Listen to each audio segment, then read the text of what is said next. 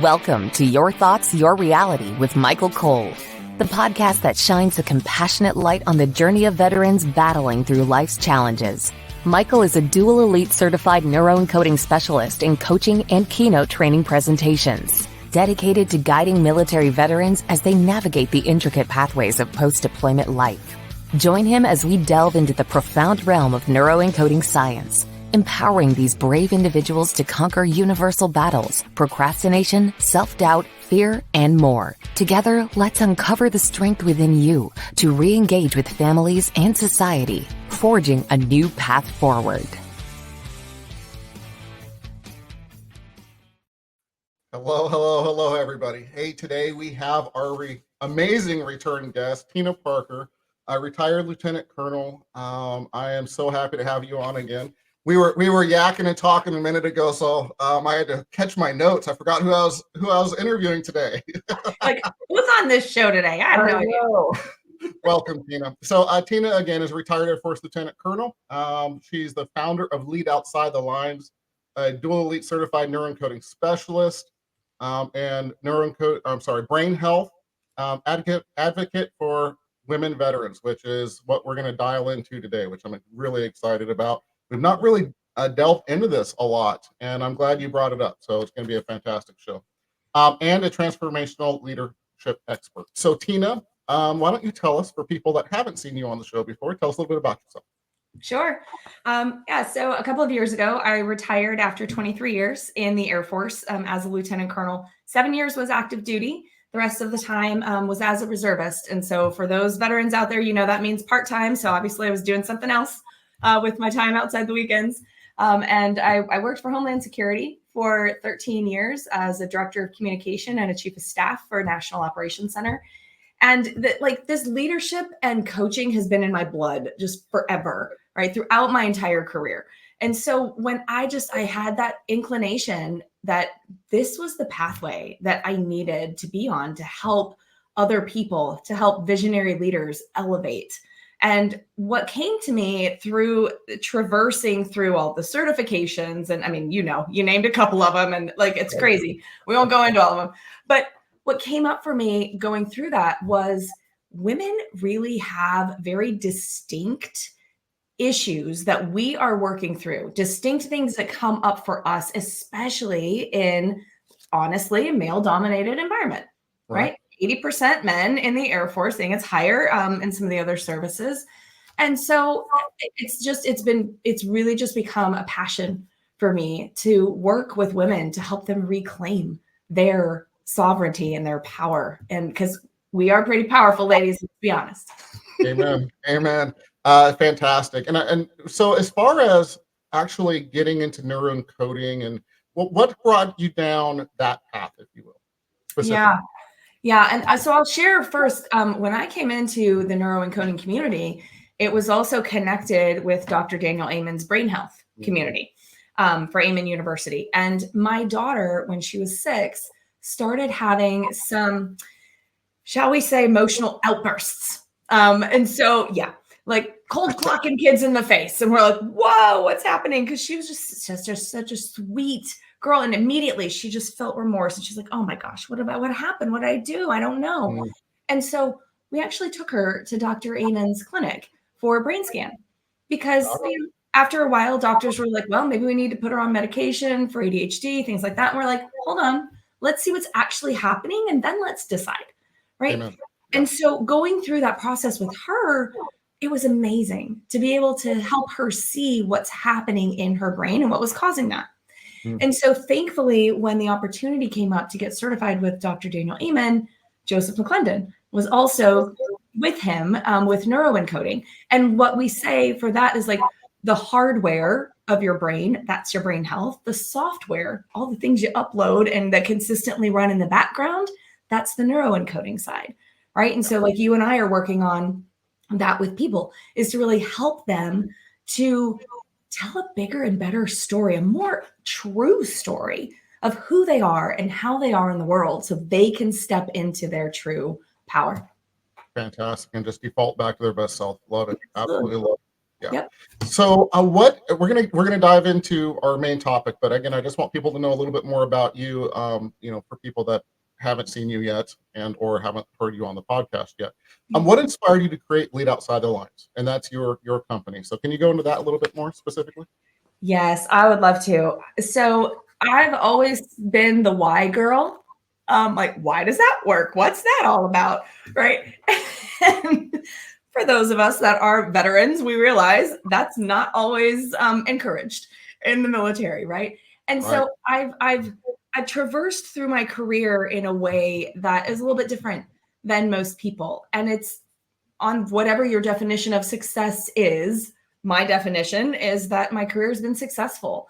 But there were times where I didn't feel like I was truly being true to myself completely, that I felt like I was kind of like, oh, I have to fit in this box to be accepted. But that wasn't the case. As I look back on my career, the most successful moments, the times that I was able to lead teams at an even better, higher elevated opportunities was when I was outside the lines. Right. Absolutely. When it was like, no, I'm not keeping myself in this little box, and I don't want you to either. I wanted to create a space where people could bring their truth, their authenticity, their great, crazy ideas, right, and throw them out there. And so that led actually to some really amazing opportunities in my career. One of them, which was the catalyst that really spawned Lead Outside the Lines, was working with AFWERX, the Air Force Innovation Catalyst. And we were charged with doing it different, right? The whole question around it was, what do we not know that we don't know? Yeah, that's amazing.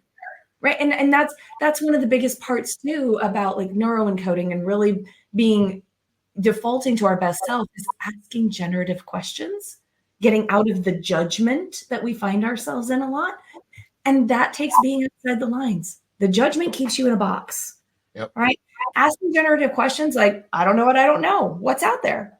Who can help me? Like, those are the kinds of things that break open these boxes that keep us stuck in playing small. And that's really where Lead Outside the Lines came from. I absolutely love it. It's an amazing, just beautiful story. It really is. And can I just add, number one, Tina Parker's here. We broke outside the box. We're playing with Tina Parker. But honestly, how many amazing breakthroughs in the world were because someone was crazy? Other people were like, are you insane? Are you nuts? What are you doing?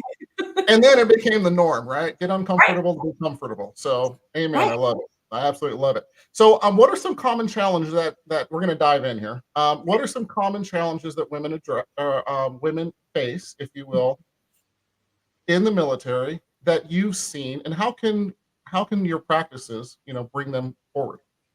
Yeah. I think one of the biggest things first is to shine a light on truth. And what I mean by that is in the military, especially, and it's everywhere, it's in corporate, it's like, so this is not relegated just to the military. But when we think about the military environment, it's very structured, right? And for women, we want the structure, we need the structure. We also need to be creative and to be able to think and be collaborative and pull people in. Men do that too. We just do it differently. And one of the things that I want to share about that is, like, the research shows women actually need to be 85% sure that I'm ready for this next challenge to go for it, right? Men, 15%. This is like over hundreds of thousands of coaching women, not me, but like some of the people I've worked with. I've coached a couple of hundred people I've worked with, have coached hundreds of thousands, right? And they showed, the research shows 85% certainty for women, 15% certainty for men. So if we talk about like, why are women holding themselves back? Why don't they just go for it? Well, there's this natural wiring in us that's different, right? So where I might be like, I need a PhD in order to go coach people in this thing. A guy might go, yeah, I watched a 30-minute YouTube video. I'm good. I got it. Right. And so that's just one difference. I'm laughing because it's so true. Well, and case in point, my husband and I, we before we were married, and we still got married, so this is a good thing. we decided we were going to renovate our house, right? And we wanted to redo the staircase with these wrought iron balusters, just make it all beautiful. And here I am like, okay, let's hire a guy to come in and do that. My husband's like, no, I'll watch a YouTube video. We'll figure it out. And I was like, are you sure? He's like, yeah, I'm good. It's totally good. We did it. We did it together. We didn't kill each other. Right. That's but awesome. I would never think that. Fantastic. So as far as, oh, sorry, go ahead. I was just saying that's just one difference. There's many. Well, please continue. Well, I mean, even to the point where too, like, fixed mindset, right? And this goes really towards what we're talking about with neuroencoding, how our thoughts create our reality. And what I mean by, I don't mean like fixed mindset where we're not open to ideas. That is absolutely true for women. We are. What happens is we make fixed meaning about things that happen in our lives, and we make it mean something about us. Whereas most of the time, men don't do this. Okay. 20% of the time, men do this. 80% of the time, women do this. So case in point, I don't get a job, right? I go after a promotion and I don't get it. Me as a woman, I have a greater propensity to make that mean I'm not good enough. I don't have what it takes. I'm not supposed to be in a position like that. Men, they go, okay, what's the next opportunity? Like it's very different, right? You see this in politics too. A woman runs and she doesn't make it. You don't usually see her again. Men, you're like, dang, he's running again. You know, it's true. It is so true. So this is something that we get to be aware of. And this is what we talk about in neuroencoding too, right? Being aware of this thought that we're having that creates feelings in us. Those feelings drive actions that we take or don't take. It works the other way around too. Feelings drive thoughts, which drive actions. But if we're not aware of what's happening before the action or the inaction, well, then we just go, oh, I'm lazy, or I'm not good, or like we make these meanings about things. But it's really important for us to understand as men, as women, as people, what is that belief? What do I really believe about that? If I believe that I'm no longer worthy of that position, that I'm not good enough, that's so deflating. And it's going to keep me from stepping in. It's going to keep me playing small. So question then, what neuroencoding tips or just tips in general help you realize that's where you're at? Yeah, it's you've got to literally pause and get curious about what's going on for you, right? And especially in this world, and we talk about this in military, it's like go, go, go, go, go, go, go. There's no pause. Like there's stuff to do. Let's go. Well, if that's the way that we're operating all the time, we don't even recognize what's happening inside of us. And we're just on this autopilot, right? And if we're going to stay on autopilot, we just said women are 80% more likely to take ourselves out of the game if something doesn't go the way that we wanted it to go, right? Because we make it mean something about us. So it's so critical to really just pause, take a breath, and get curious about it. Not judgment, not like, God, why did I do that again? Well, that's just going to keep you stuck in your shell. But as kids, we were curious, right? The why people were like, why is that like that? Right? So if you can change the way that you ask the question, I wonder why I'm here again. What happened with that? And you just get curious about it. What was I feeling? What was I thinking? And then you can shift that, but you can't shift what you can't see. Right? So you've got to make the invisible visible. Yeah, curious, not critical. And you're absolutely. Once you step, you know your integrity, right? So you know when something's off. You know when something's wrong. Man and woman, absolutely, both can feel it. You can tell when you're out of integrity. And then be curious, not critical. Absolutely. Absolutely love that. Fantastic, Tina. So before I forget, because I did already, in the top right-hand corner, there's a blue QR code. Tina's going to give 3 tips, so hang around till the end. Scan the QR code for all kinds of resources for veterans. There are some books that I've written that are absolutely free resources. We have 2 Facebook groups for veterans and their families. Please check that out. Be part of our community.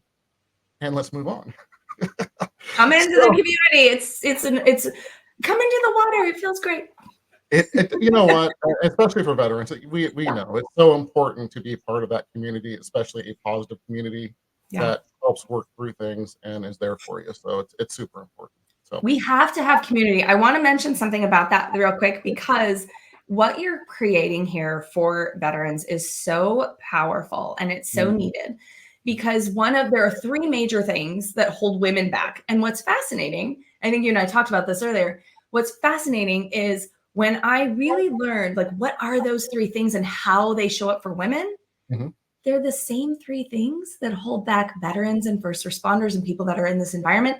Maybe they just for different reasons, right? But they're the same three things. It's a mindset of scarcity, lack, and isolation. And when Will you I go into details, please? yeah, for sure. Because so let's start with lack. Right. So first of all, lack is like I don't have what it takes, right? Or I can't ask for help. I lack something, right? And so when we feel like we lack something, if we are in an environment that it doesn't feel safe to say, I need help. Hey, can you help me out here? What's going on with that? Or ask questions. Like we have to have the answers. We have to know, right? Then it feels like we lack something. We stop trusting ourselves, Mm. right? And so that's one of the things. The next thing is scarcity. And women have this and veterans have this. And I will say, I know veterans who have not applied for their VA benefits because they're like, well, there's only so much to go around and I want to take from someone else. There is no scarcity there, right? We create this idea of there's not enough. So I'm not going to go and be a part of it. I'm going to leave it for other people. Or there's not enough for me to get, so I'm not even going to get in the game. Right? So, can I Yeah. ask you to dive deeper into that? Why do you think that is?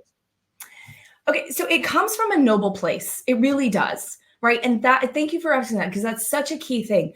Even the folks that I know who have not, until we switch the narrative, gone and applied for their VA benefits, it's really because they're like, hey, I'm not that bad. Somebody else has it worse than me. I want to make sure they have access to what they need. Great. It's a wonderful, noble idea. The difference there, though, is, especially like with VA benefits, it's supply and demand. If the demand is not there, the supply goes down, right? So if there aren't enough people saying, I need this, I need this, I need this, well, what's out there does become more scarce. Absolutely. Thank you. Right. So, and that was such a shift. And I sat with some folks that process VA benefits and that I worked with in the reserve as well. And they helped me to understand that, and I shared that with folks who were like, no, I won't do the benefits. The minute they understood that, they're like, okay, I'm going to go sign up. Right. So it comes from the same place of, I want there to be enough for everybody.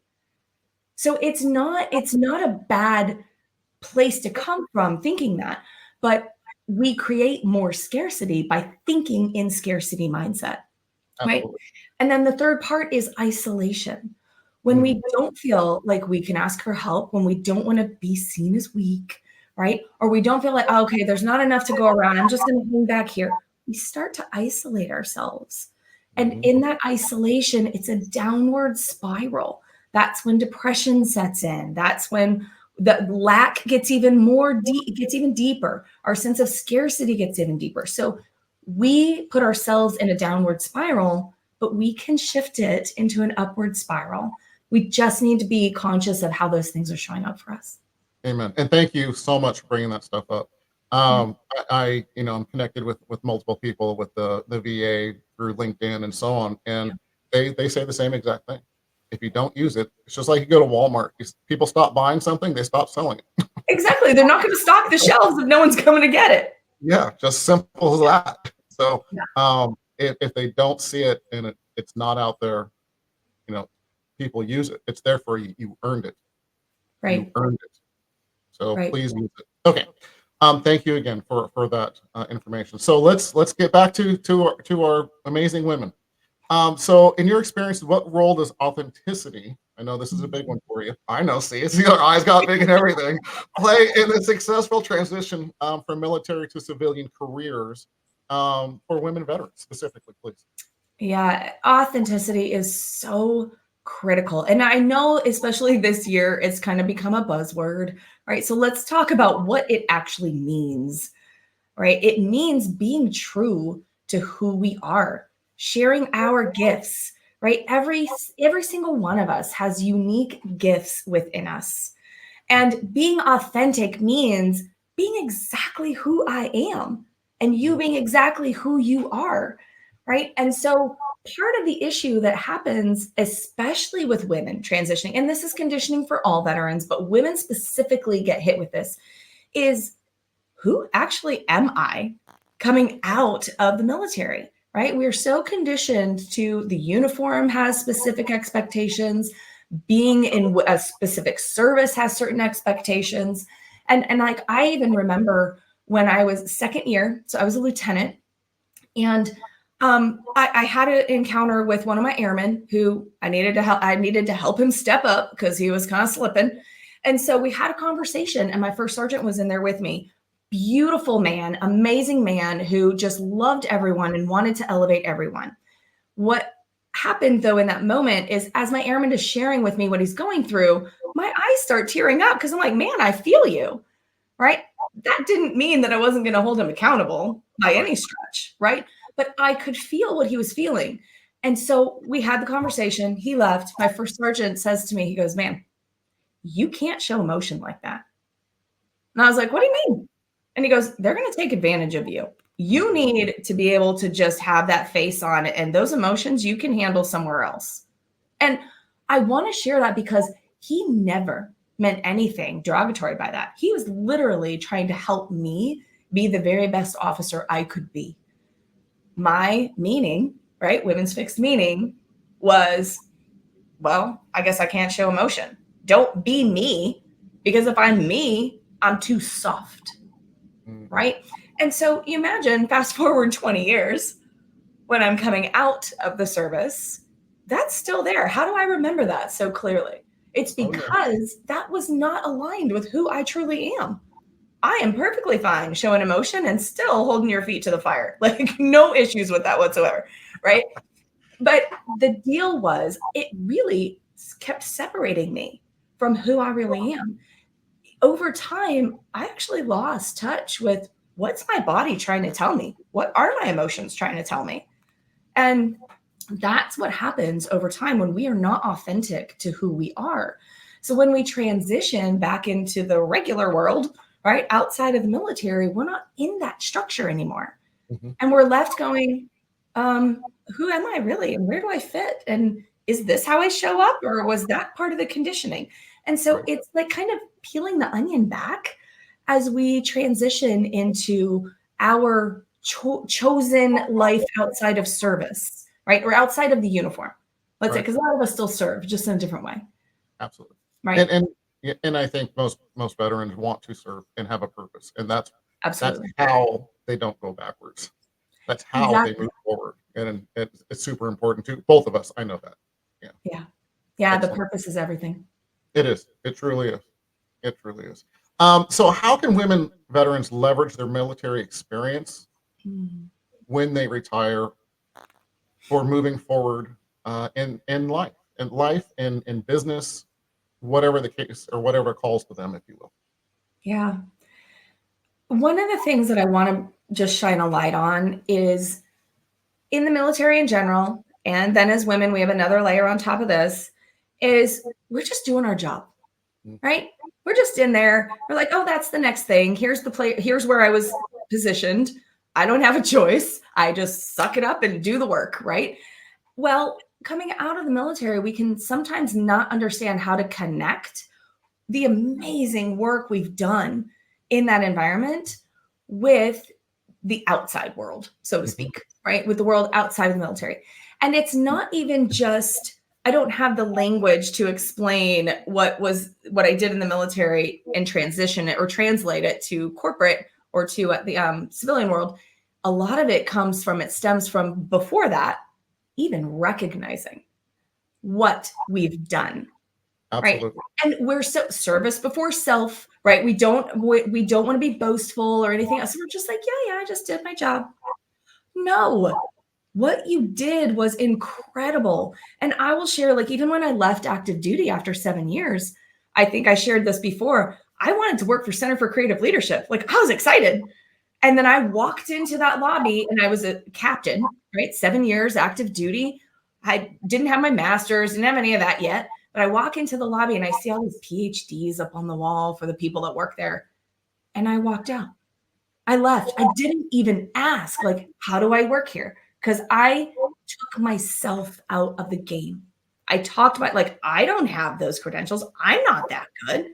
Now, keep in mind, I just left my position as the commander of the field training flight at Air Force Basic Military Training, where I led a team of 70 all-male drill sergeants to overhaul the whole way that Air Force Basic Training trained for 17 years. Like, I didn't know that's what was going to happen, but that's what I was coming out of. Right. But I was just doing my job. I don't have anything to really bring. They have a PhD. What do I have? Right? This is where we cancel ourselves out. And as women, we do it even more than men do. Yeah. So thank you for sharing that. So what, and we're getting low on time. As usual. Never enough time.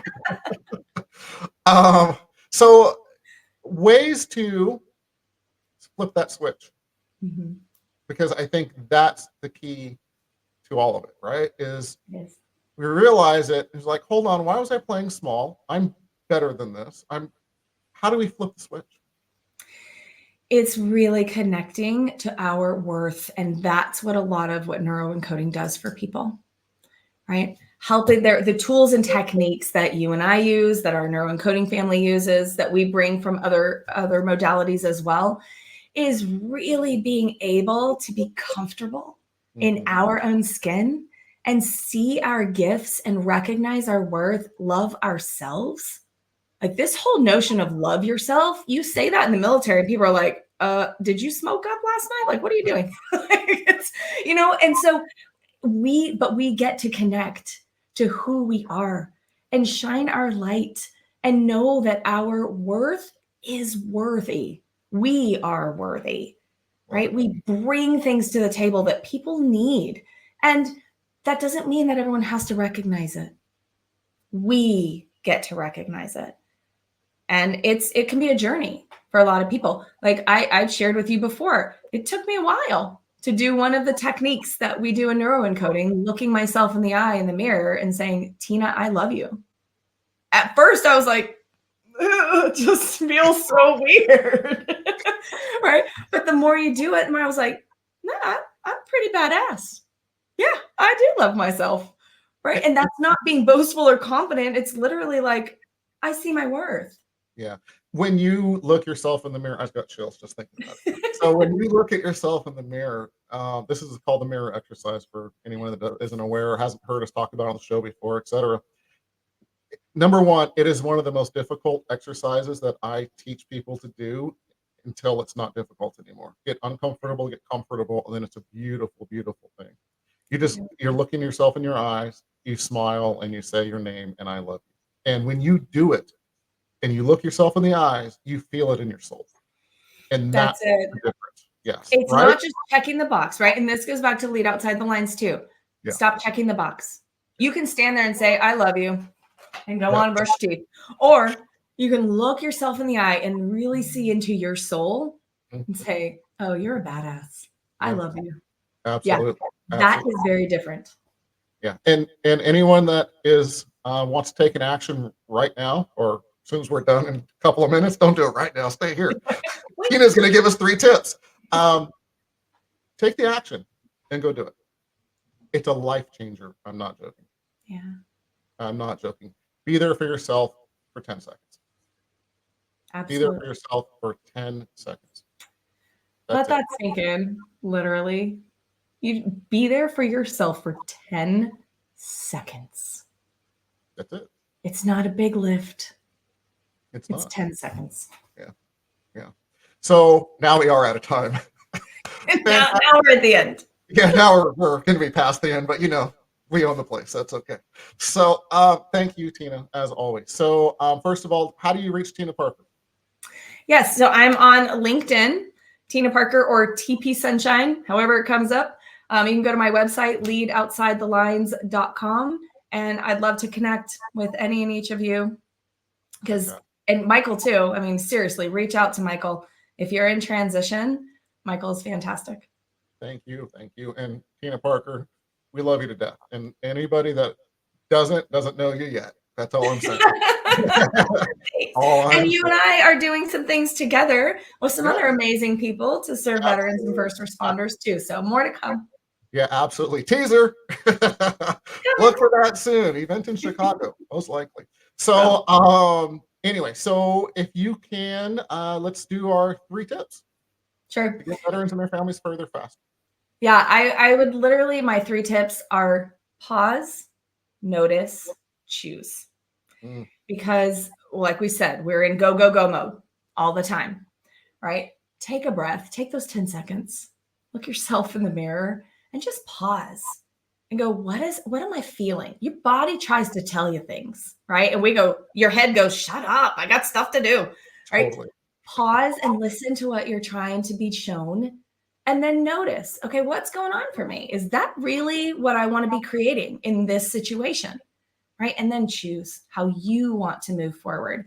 Get off of autopilot and make a choice that serves you. Fantastic. Absolutely fantastic. So as always, I just want to, thank you. Time, most precious resource we have as human beings. We don't get it back ever.